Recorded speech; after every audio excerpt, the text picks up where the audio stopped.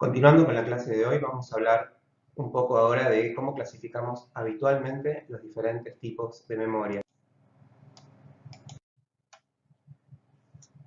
La clasificación más tradicional es clasificar la memoria por su duración, y en ese sentido el primer escalón es la memoria sensorial, que va a tener diferentes modalidades. Las más estudiadas son la memoria visual, la auditiva y la táctil, o memoria áptica, pero obviamente también podemos considerar que existen una memoria olfativa y una memoria gustativa, aunque por las dificultades de estudiar este tipo de fenómenos tenemos mucha menos información respecto a estos canales sensoriales.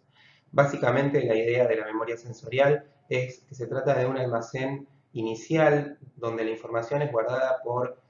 menos de un segundo en algunos casos o 1 o 2 segundos en otros, para permitir que esa información sea captada por nuestros sistemas atencionales e ingrese al sistema de procesamiento más desarrollado. Esta memoria sensorial queda evidenciada, por ejemplo, por fenómenos cotidianos como el hecho de que muchas veces escuchamos un sonido o a alguien hablando y no le prestamos atención, pero luego si inmediatamente dirigimos nuestros recursos atencionales podemos todavía capturar esa información que quedó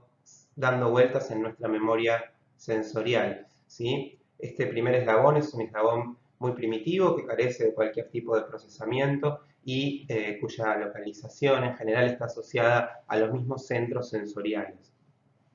La memoria a corto plazo, luego, de la que vamos a hablar con más profundidad, que constituye este primer eslabón de la memoria en la cual realizamos el almacenamiento de aquello que acabamos de percibir, y luego la memoria a largo plazo. Sobre estos aspectos vamos a hablar más a continuación. La primera descripción científica de la memoria a corto plazo es la realizada por William James, que con una capacidad increíble y adelantándose muchísimo a nuestro tiempo, consideró que esta memoria era la que daba cuenta de nuestra sensación de presente aparente, es decir, nuestra sensación de estar en el lugar. Y esto es obviamente muy importante porque hoy por hoy todas las teorías sobre lo que es la conciencia hacen mucho hincapié en esta memoria a corto plazo, obviamente definida ya desde una perspectiva más moderna, al considerar que nuestra conciencia es justamente aquello que podemos sostener en el campo de la memoria para poder coordinarlo con otros datos, y aquello que nosotros percibimos, sentimos como lo que está sucediendo ahora no es solamente el milisegundo en el que estamos, sino una gama de tiempo que justamente es la que abarca esta memoria, que va a contraponerse con la memoria a largo plazo, que es aquello que ya percibimos como pasado y que tenemos que tratar de evocar con cierto esfuerzo.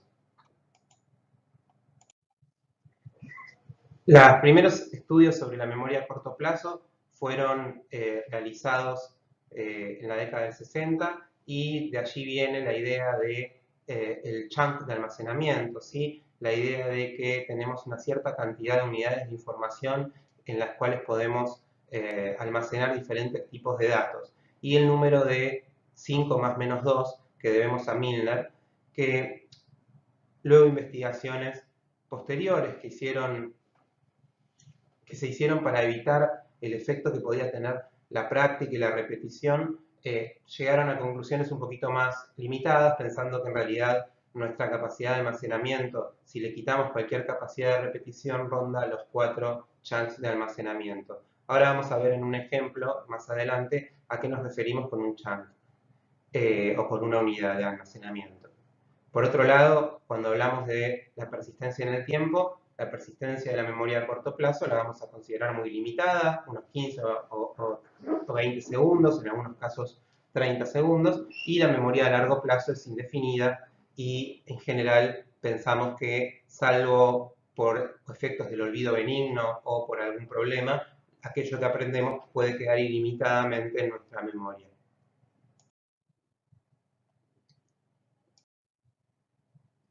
Veamos esta lista. De un lado tenemos 8 frases, cada una de las cuales para la mayoría de nosotros son muy conocidas, son frases populares, y por otro lado tenemos una lista de palabras asociadas, pero que son palabras asociadas con lógica interna, ¿sí? El mar azul, el pelo largo. Es decir, que nos resulta bastante fácil agrupar esa información. Lo interesante es que las investigaciones muestran que nuestra capacidad para recordar información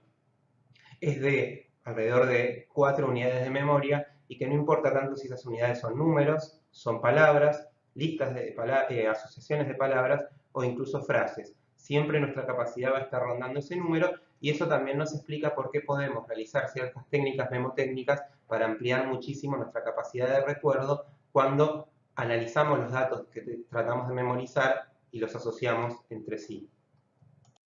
Esta idea de la memoria a corto plazo, la memoria a largo plazo y obviamente el almacén sensorial quedaron cristalizadas en el modelo clásico de Atkinson y Shiffrin que vamos a ver aquí, en donde tenemos la entrada de información que luego da lugar a registros sensoriales, que es lo que sería la memoria sensorial. Y aquí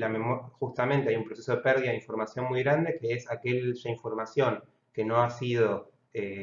captada por el foco atencional, se pierde. Aquello que sí es atendido pasa a la memoria a corto plazo, donde puede quedar almacenada durante una cantidad de tiempo y donde el proceso de olvido se considera que se da principalmente por el desplazamiento de nueva información. Tenemos un bucle de repaso, que es el que nos permite sostener la información por más tiempo en la memoria a corto plazo y facilitar luego que la memoria a corto plazo se transforme en memoria a largo plazo. Entonces, este es el modelo clásico, ¿sí? Este modelo fue muy importante y nos permitió comprender muchas cosas y permaneció bastante actual durante al menos 20 años. Sin embargo, era un modelo con muchas limitaciones.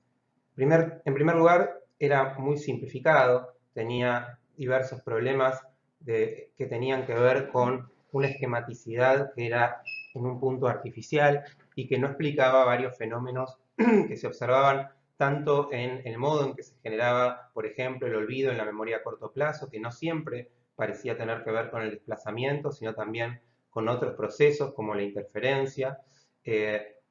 Por otro lado, también sobresimplificaba mucho, como veremos más adelante, el concepto de memoria a largo plazo, que quedaba casi sin ningún tipo de explicación. La memoria a corto plazo se transformaba solamente en una puerta de entrada a la memoria a largo plazo y eso no nos permitía entender cómo se procesaba la información, cómo era que nosotros no solamente podíamos guardar cosas en nuestra memoria, sino también hacer algo con esa información, transformarla en datos nuevos. No daba cuenta, por ejemplo, sobre cómo se resolvía un problema matemático, ni sobre cómo se podía llegar a crear una historia a partir de la imaginación, por ejemplo. Entonces era un modelo bastante limitado en muchísimos aspectos, lo cual fue dando paso a los avances que veremos a continuación. En primer lugar,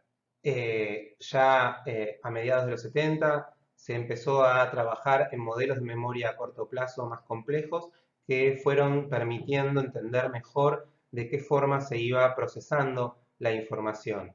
La memoria de trabajo como concepto va a ser un almacén activo de información que nos va a permitir no solamente sostener en la memoria una cantidad de información, sino también hacer algo con esa información que tenemos en nuestra memoria. Entonces vamos a tener un modelo en el cual vamos a tener un almacén de información visoespacial, al que denominamos agenda visoespacial, y luego vamos a tener el bucle fonológico, que va a encargarse de la información que está en canales auditivos, pero verbales, ¿sí? No cualquier tipo de sonidos. Según el mismo Baddeley, si bien él estudió estos dos tipos de canales, es bastante lógico suponer que existen tantos tipos de memoria a corto plazo vinculadas con este ejecutivo central, que va a ser el que realiza el procesamiento, como tipos de canales de almacenamiento de información, ¿sí? Entonces, si pensamos en la memoria a corto plazo y en la memoria de trabajo, vamos a encontrar una serie de diferencias importantes. Por un lado, la memoria a corto plazo va a ser pasiva y la memoria de trabajo va a ser un procesador activo de información. Por otro lado, la memoria a corto plazo tiene solamente dominios separados, mientras que la memoria de trabajo tiene, por un lado, almacenes separados, pero por otro lado, un dominio específico a nivel de procesamiento, y la memoria de trabajo va a tener un rol mucho más importante en los procesos de aprendizaje y en los procesos en general cognitivos, mientras que el concepto de memoria a corto plazo estaba mucho más atado exclusivamente a el modo en que las personas almacenamos información. Finalmente, la memoria a corto plazo va a estar mucho más vinculada a procesos automáticos, mientras que la memoria de trabajo va a estar mucho más vinculada a procesos en los cuales la persona ejerce un control voluntario. Este modelo que vemos acá es el modelo de Baddeley de memoria de trabajo actualizado luego de los años 2000, en los cuales vamos a ver, por un lado, las agendas específicas de funcionamiento, como serían la agenda visoespacial y el bloque fonológico, pero también tenemos acá el buffer de memoria episódica, que va a ser un agregado que Baddeley hace para explicar un poco de qué forma toda la información de diferentes canales, luego de ser procesada por el Ejecutivo Central, es puesta en común y permite la aparición de información en un código de procesamiento que ya no va a estar signado por lo visual, lo fonológico, etcétera, sino que va a poder almacenar información multisensorial. Por otro lado, en este almacén de memoria episódica va a ser en donde la memoria a largo plazo va a irrumpir en la conciencia, permitiendo que luego sea procesada por el ejecutivo. En otras palabras, el buffer de memoria episódica va a ocupar el lugar de la memoria activa, en la cual la información de diferentes orígenes, sea del ambiente a través de la memoria a corto plazo visual o fonológica, como de la memoria a largo plazo, van a poder ser procesadas en un todo, y ese todo va a ser probablemente lo más cercano desde este punto de vista conceptual a nuestra conciencia. Es decir, aquello de lo que nosotros somos conscientes en un momento dado y que tiene vínculos con lo que estamos percibiendo, pero también con nuestros recuerdos, va a estar todo puesto sobre una especie de mesa de trabajo que va a ser el buffer de memoria episódica. Y luego, desde esa memoria episódica, va a poder ser almacenado a largo plazo.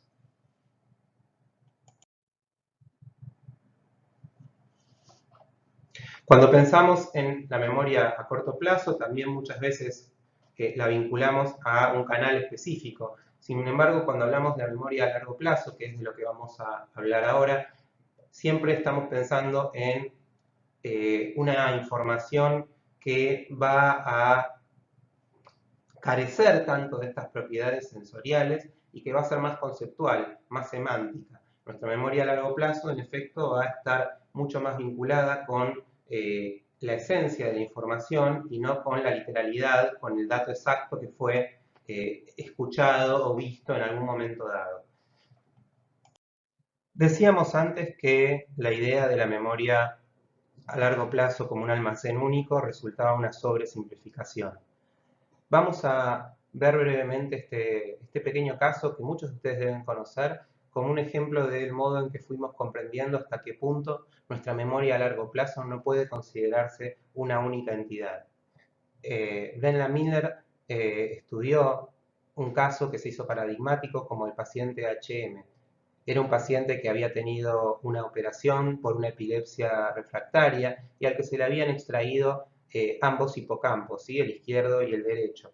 Y eso le produjo una amnesia retrógrada de 10 años, es decir, no recordaba nada de lo que le había pasado en los 10 años anteriores, pero lo más importante, tenía aparentemente una absoluta incapacidad para adquirir nueva información. Todo aquello que por un momento se le hacía consciente y que lograba almacenar, luego era perdido al poco tiempo cuando se iba de la memoria a corto plazo. Este caso